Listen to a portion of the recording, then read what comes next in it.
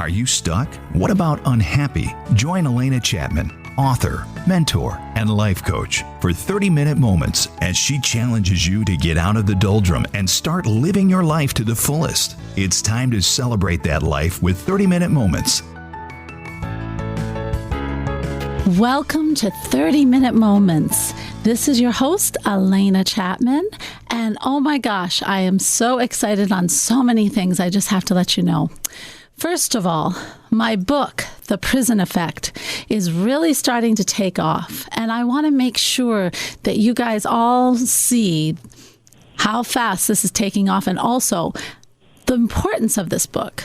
I wrote it when I was learning, and the things I was learning that helped me to get out of the situations that I didn't want to be in. And I'll tell you what, I actually learned how to keep my focus on what I wanted, who I wanted to be, and to transcend anything that didn't serve me. It doesn't mean I didn't take care of it, but I didn't get emotionally involved. That's the key. You get dragged down into the garbage, you get pulled down, and you lose sight of your vision. So how did I do that? And that's what the prison effect is all about.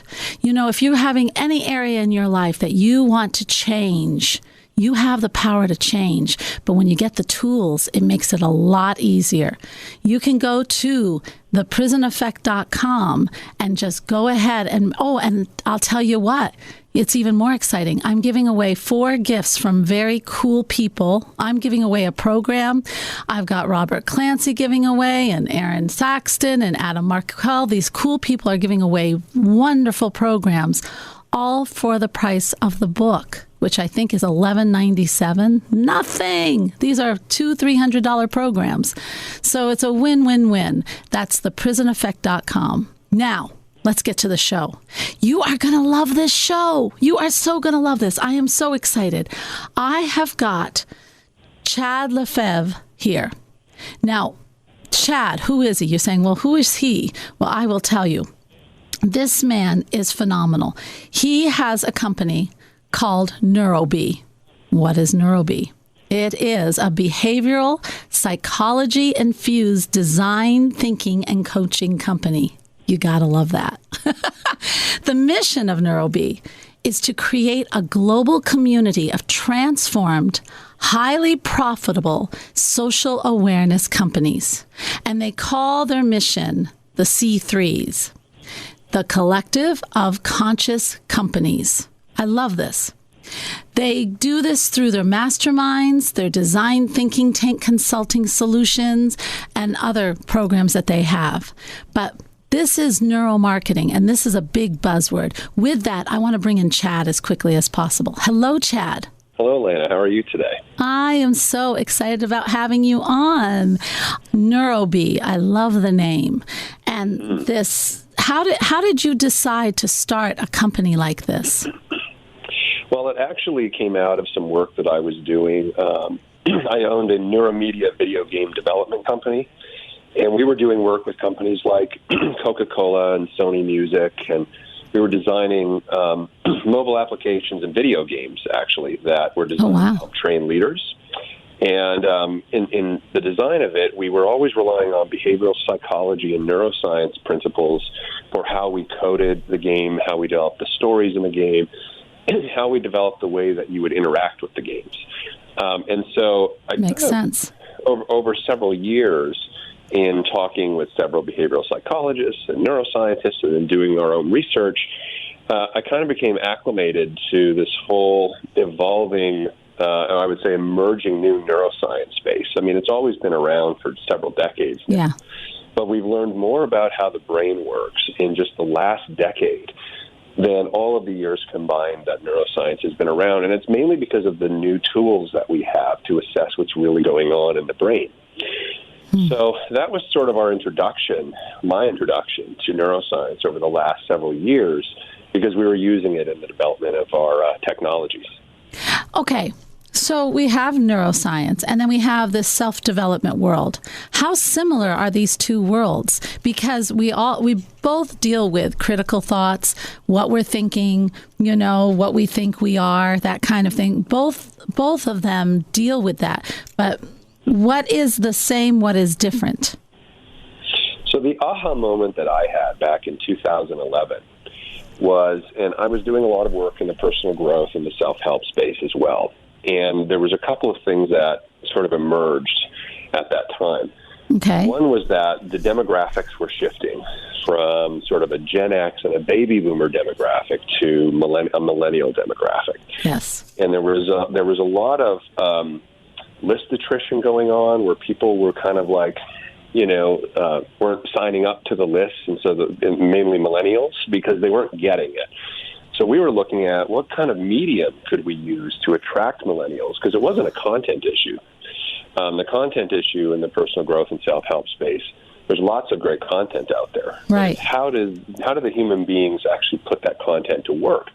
That led us into the second aha moment that I had, which is that when we started looking at some of the new findings in neuroscience, we began to realize that it was actually the human being's brain working against them for them to actually take the content and to put it to use in their life.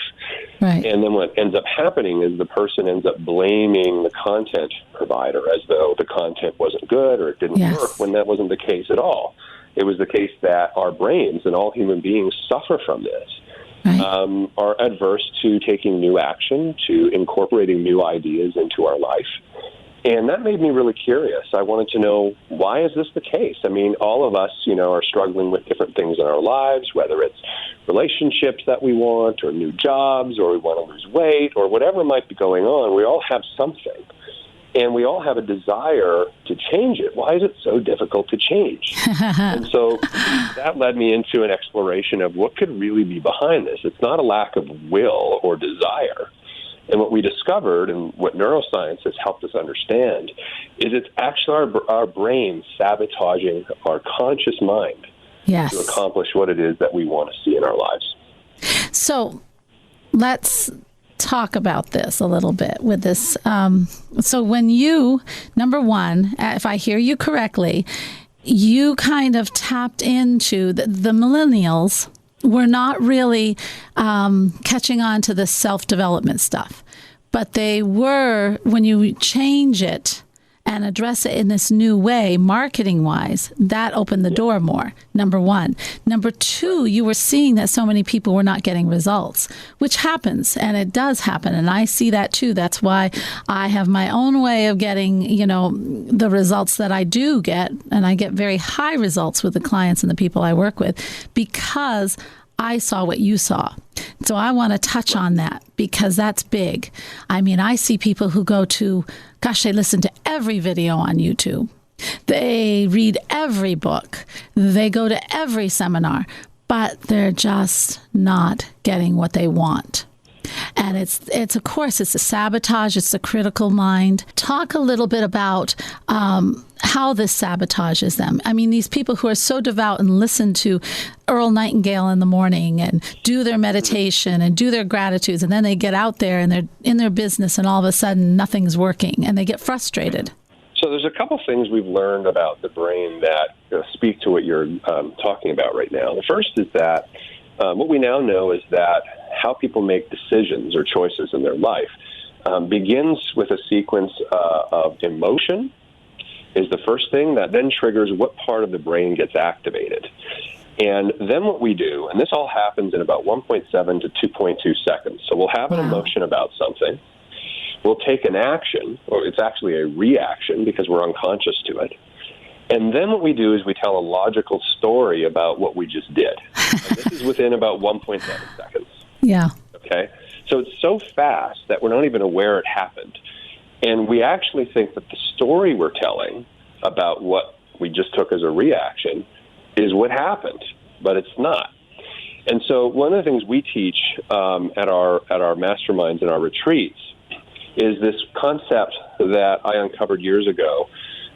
It's not my concept, but it's sort of a twist on a concept. Okay. I was in Las Vegas, and I was studying for a client there. We were building a mobile application for Las Vegas, and I was studying, I was really curious, what makes people get addicted to gambling, or just addiction generally? Oh, me too. There's a bunch of research out there, right? Yeah, there is. I think, if addiction is this sort of unconscious thing that happens to people, could we make people addicted to positive things, to things that transform their lives? Ooh. I mean, addiction is just a mechanism. It right? is. What I say is addiction is reinforced behavior. So could we not reinforce behavior that is productive and helpful for people? That was my question. And I started looking into it. And in the gambling literature around addiction, they have this one concept that they call a near loss. And I'll explain it really quickly. So Sure. essentially, the history in Las Vegas is, and everyone's probably heard of this, they used to have these things called loose and tight slot machines. So if you went to Vegas in like the 50s or the 40s, and they wanted to get your money, they would loosen up the slots, which meant that the slot machines would pay out. And then people would rush in, hearing through the rumor mill that they could make money at that one casino. And then they'd tighten the slots, meaning they wouldn't allow them to pay out anymore. And so they just get all your money. Well, they haven't been able to do that for decades. The state now regulates slot machines, and they test them to make sure that they're paying out fairly. So they had to come up with another clever way to keep people playing. And what they discovered was that, if you can imagine a slot machine with like a 7 and a cherry and all this stuff, right? Yes. What they discovered is that if none of the slot machines were lining up, they would call that a total loss. If 2 of them lined up, but the third didn't, they would call it a near loss. Well, I renamed it the near win, because what's happening psychologically at that moment is there's a bigger neurochemical payoff to almost winning than if you'd actually won the slot machine. And so I'm That's sitting here big. going, wow, that probably doesn't just happen when you're playing slot machines. We probably get what I call near wins happening to us every day. We do. So translate that over to the personal growth and the self-help space. The next time you're in the bookstore, you're at Barnes & Noble buying a book, you're probably getting a near-win neurochemical payoff. You're getting a dopamine Yes. hit that gives you the sense that, hey, I'm taking action in my life. This is great. I'm going to change everything. But what we know statistically is that a vast majority of the books, and it's kind of a running joke in the industry, never get read. Yes. And the reason is because the buyer, the customer, has already got the neurochemical hit, and so they take no action. They're already rewarded. Oh, wow. What we discovered on the neuroscience side of things is why that happens is our brains unconsciously see the potential of any new action as being a threat and as being risky to their survival. So our brains pay us off neurochemically so we don't take an action. All right, we are going to have to come right back. This is 30-Minute Moments. I'm Alena Chapman, coming right back. You're listening to 30-Minute Moments with Alena Chapman, helping you discover your true purpose on WOWO and at WOWO.com. Welcome back to 30-Minute Moments. Guys, I am so excited about this because this neuroscience, we've been talking about how it affects us with dopamine, the near wins, the near losses. But I want to kind of switch it because I know so many of you are into the business world. And Chad, I really want to start talking a little bit about how does this neuroscience is say we are the business owner. How do we get the person to read the book or buy the product? Or how do we do this with neuroscience, which is the big buzzword? Yeah, it is a big buzzword right now. So, I mean, if you think about it, it applies to any aspect of human life because we all have brains. Right. So, as it pertains to our business, I would encourage the business owners to just take a step back for a second and think about all of the intentions and the plans and the things that you had at some point said you wanted to accomplish and yet struggled to do so, or, they broke down at some point, and reflect from a different perspective that it probably wasn't your fault. It was probably the fault of your brain sabotaging the new action you were trying to take.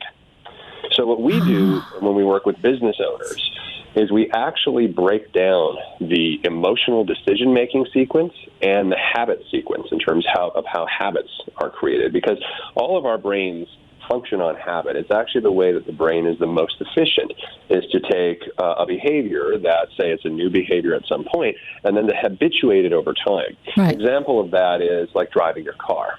right? Yes. I mean, none of us Yes. think about the 100+ decisions we have to make when we drive the car anymore after we've been doing it for years. It just happens. And Exactly. It's no different in the way that you run your businesses or the way that you engage your customers or the way that you come up with brand ideas, right? I mean, anything new is just seen as risky for the brain. So while we can't absolutely control, if we put a book out there, we can't control the buyer to read the book, but we in understanding that they're probably not going to, we may want to make some different choices or decisions for how to engage them at a level that's not just about reading the book, where the book is almost like a supplement to a bigger thing that we're delivering to them. It could be an experience. It could be some kind of a digital tool that you're wanting to create. But knowing that the probability of them reading it right out of the gate is not likely to happen, how else can we add value to our customers to almost microdose our information to them so that we can begin to change their brain and how they think about things in a smaller sequence, which eventually will have them read the book or eventually take action around the things that you want them to take action to. And that's been kind of the breakdown, I think, in the self-help personal growth space. Again, not to anyone's fault on the content side, but just we didn't have the knowledge of how the brain works, and we didn't have the knowledge of what to do about it. And we're now starting to have the knowledge. I wouldn't even say, Alena, that we fully get it yet, right? I think we're starting to kind of inch our way towards mapping out how our brain and how behaviors, affect our doing or non-doing of things that are really beneficial to us. It's really interesting because, my mentor is Bob Proctor. And now I also studied with Wayne Dyer. That was more personal. And, I'm reading the Tao. I love that. I'm very excited about that. But Bob Proctor was more about the paradigm, all right, what I call the critical mind, the paradigm. And that is that sabotage. When you start to say you want to take a giant leap in your business, and he even calls it the terror barrier, where all of a sudden you wake up the morning after the morning that you're going to do it and you think, oh my God, what am I doing? And it's that leap. It's not taking the step. It's like, I'm going to open a franchise or whatever it is. I'm just using an example. But it's the old beliefs that are, it's science. The science says we are ruled 95% of the time by the old beliefs in our subconscious mind. Our subconscious mind rules us. So if you have beliefs in there that don't serve you, then when you're about to make that move, you'll sabotage if you don't think that you can do it, or if you don't think you deserve it, or if you don't think it's even possible. You will suddenly get a sabotage in. And so that's what you're dealing with. And you're going at it in another way, but you're doing the same thing. Am I correct? Yeah, absolutely. So having awareness is like step one, right? So to know that our brains are thinking us and that our brain sabotage us because it wants us to take no new action because it sees it as risky. And all of this is happening, below the surface. We're not aware of it. So awareness is step one. And then what we do is we take it to the next step, and literally almost like a mathematical formula, we break down, like we'll actually analyze the habits of the person that would be the outward-facing behaviors that are observable to us of the inward unconscious mind sabotage that's going on. Oh, wow. The sabotage doesn't happen, it happens under the surface, but it manifests in our real lives.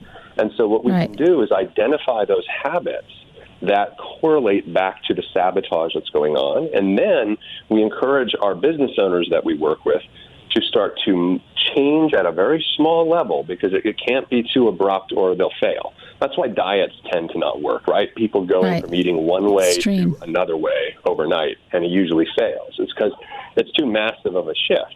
Right.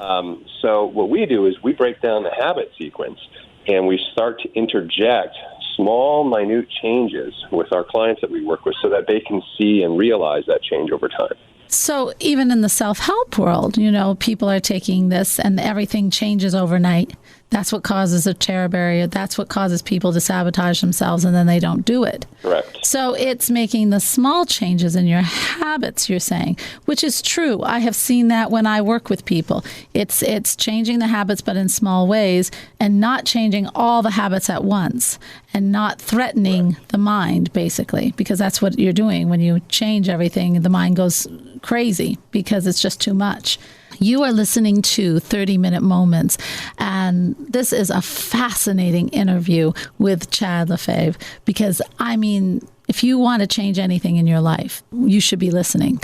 This is 30-Minute Moments with Alena Chapman, helping you find your inner self every Sunday on WOWO and at WOWO.com. Do you want to be a part of a group that gets things done and stays in touch? Or perhaps you're not being who you truly want to be. Maybe you're relying on someone else to make you happy. It's time to expand your personal growth and take back your power. Join Savvy Sisterhood by Alena Chapman. The ladies meet on Facebook every Monday at 7 p.m. It'll be your first step to your personal growth. Join the group, and the best part is, it's absolutely free. Savvy Sisterhood by Alena Chapman. Find it on Facebook and get ready to take back your power. Welcome back to 30-Minute Moments. It's the shift. And you know what? I'm still thinking of a song, but still I say the shift, the shift, the shift. I love this part. So we're going to ask Chad. Chad, all right, the shift is this aha moment in your life. Do you have a story or something really cool that pivoted you into a major move in your life? Yeah, absolutely. It all kind of ties back to what we're talking about right now. I was going through life really feeling and operating from a place of almost like being a victim, where nothing seemed to be working the way that I wanted it to. Things were breaking down. I wasn't able to apply the learnings and the principles that I had learned from the personal growth space and actually see the same results that I've been promised. And it was really sort of this like victim approach or victim lens through which I was looking at the world. And through my journey with neuroscience and behavioral psychology, because of the work we were doing, the shift for me really occurred when I realized that I could actually control my mind and it didn't need to control me. I love that. Using tools like what we're teaching the people we work with, as well as timeless tools such as meditation and all of these sorts of things, I started to be able to regain control of my mind, or maybe gain it for the first time in my life. Yes. And that was really empowering for me to realize that I wasn't a victim, to my own mind, but that I could control my mind. And then as a result, I could get the results in my life that I wanted to see. Exactly. It does take a person, I don't know, I see a lot of people who think, okay, I'm just going to change overnight. But you know what? It does take learning how you can control your mind. Because if you can start controlling your thoughts, it was James Allen. Did you ever read As a Man Thinketh? Yes. Oh my gosh, that was the first book that I really started on. As a Man Thinketh, James Allen. And the power we have in our mind is phenomenal. We use like a quarter of our brain, seriously. And lots of times, I always tell people, I will tell the listeners today, because this is a really cool exercise. I think it was Vernon Howard who actually had this exercise. But he said, walk down the street, and when you have a thought that just, you look at somebody and you think, boy, I don't really like that outfit or whatever, start thinking, who thought that? Where did that idea just pop out of your head? Where did that come from? Yeah. It's your subconscious mind. Or when you're driving down the road and you get to a stoplight and you think, how did I get here? That's your subconscious mind. So we have to take control of the subconscious mind, basically, or the beliefs within them. Absolutely. Yeah, no, it's 100%. And it's our subconscious mind that is controlling our business success or failure, our family success or failure, our health success or failure. If we don't, people need to stop looking outside of themselves and blaming what they think is not working outside of themselves. It's our own minds that are sabotaging us. And until we kind of get real with that and start to take proactive action that allows us to change that over time. You're not going to change tomorrow. You've got, however old you are, that many years of habituated behavior entrenched in your mind. There's no way you can wake up and drop 40 years of habituated behavior. It's just not going to happen. No. But giving yourself kind of a break and being patient with yourself and taking a sequence of steps, which we teach, you can actually start to see yourself changing over weeks and months. If you want to learn more about Chad and his company, Neurobee, and really look up Neurobee, it's Neuro and then a capital BE. What is the complete URL for that, Chad? Yeah, it's neurobee.com, and what it stands for is your neuroscience or your neurology defines your being. Oh, fantastic! The name. And you have contact information, and do you have anything coming up, or any an event or a mastermind coming up? We do.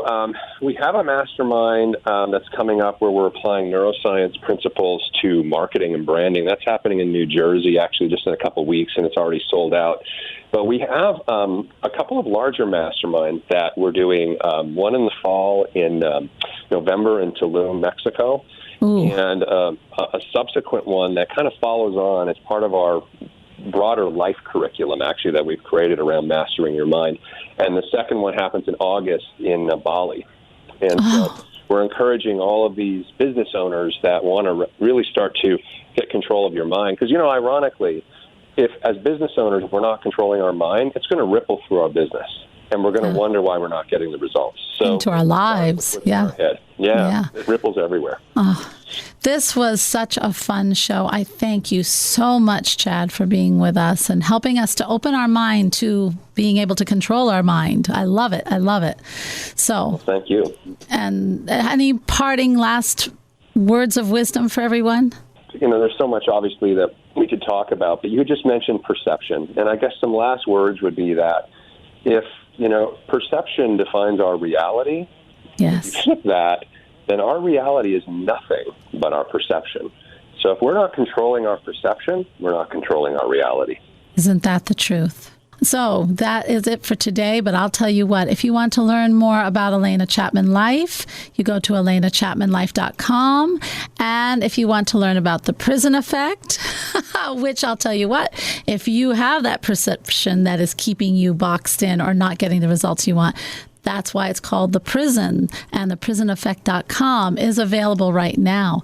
So go to theprisoneffect.com and take a look and see if you're interested in really changing your life. Next week, we are going to talk to Bert Olivia, is the Latin Tony Robbins, and he is just really on fire and enthused. So I really think you're going to enjoy him, and really, it's going to give you a good kick in the pants, which I really love. And I'll just look forward to seeing you next week. Have a fabulous week, and namaste, and thank you, Chad. This has been 30-Minute Moments featuring Alena Chapman. If you missed an episode, download it now at wowo.com.